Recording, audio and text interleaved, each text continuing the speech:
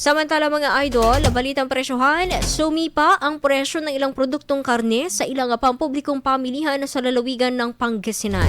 Sa Kalasyaw, ang manok naglalaro sa 230 pesos hanggang 240 pesos sa kada kilo, habang ang baboy nasa 390 pesos hanggang 400 pesos ang kada kilo. Nananatili naman sa 380 pesos hanggang 420 pesos ang presyo ng baka.